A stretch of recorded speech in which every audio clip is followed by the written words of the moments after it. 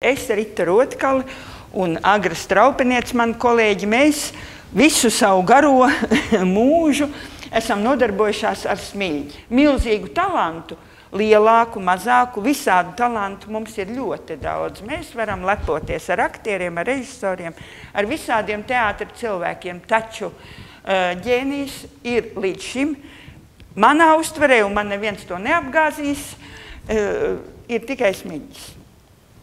Un tā nevar būt, ka ģēnijs nebūtu atstājis mums kaut ko. Mēs runāsim par smilģa 3 pēdējiem iestudējumiem.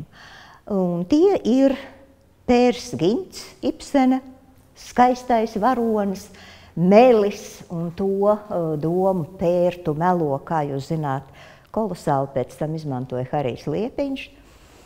Vēl mēs runāsim par Vsevolod Višņevska optimistisko traģēdiju un pieminēsim arī Raiņa Spēlēju dancoju.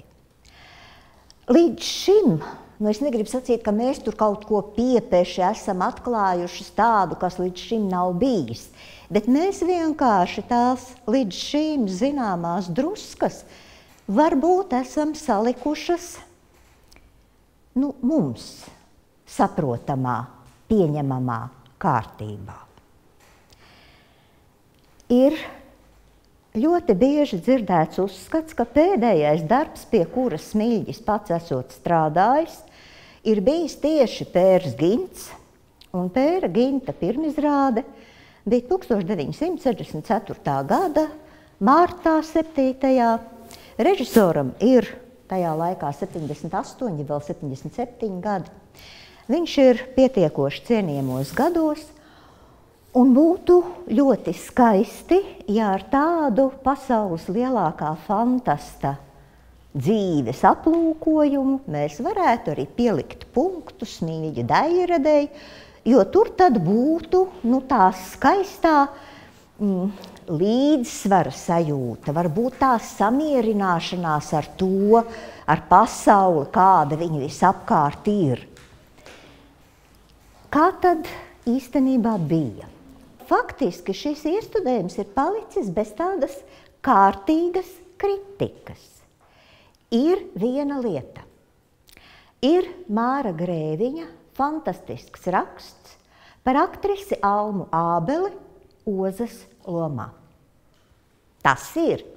Un tas ir ārkārtīgi skaists raksts, un šajā rakstā ir minēta atšķirība. Alma Ābele ir spēlējusi Ozas lomu kopā ar dēlu Pēru Gintu ar Eduardu Smilģi. Un tad, lūk, viņas tēlotā loma esot bijis tāds kārtīgs grenadieris bruņčos, kura rociņu pamāja, kāju piesit un viss pasauli mainās. Tagad viņas partneris vairs nav Smilģis, tas ir Pāvuls, un lūk, šeit tad esot pirmo reizi parādīta Ozas dzīves jēga, ka mīlestība, tas lūk viņai ir tāds izlīdzinājums, tāda saprašana, kāda ir lielā pasaules kārtība, tāda samierināšanās. Un, protams, ka mums būtu ļoti paticis, ja mēs šo te gaišo izlīdzinājumu, to harmoniju būtu varējuši sacīt arī, lūk, tāda tad ir Eduarda Smilģa pēdējā iestudētā izrāde, un tā notiek. Bet īstenībā tā nav. 1964. gada 8. jūlijā pie sienas Dailes teātrī parādās piesprausts pavēles noraksts par Eduarda Smilģa atbrīvošanu no darba. Tas ir ļoti dīvaini tai ziņā, ka pašam Smilģim neviens to oficiāli nepaziņo. Viņš atgriežas no atvaļinājuma un ieraug šo pavēli pie sienas.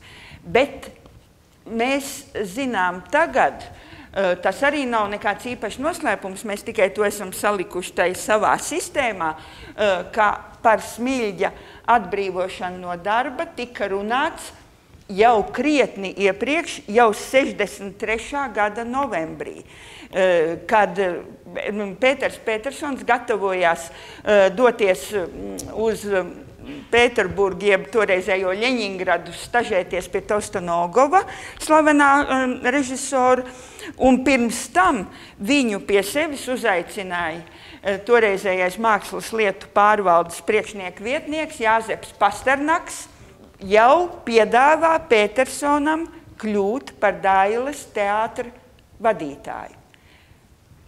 Petersons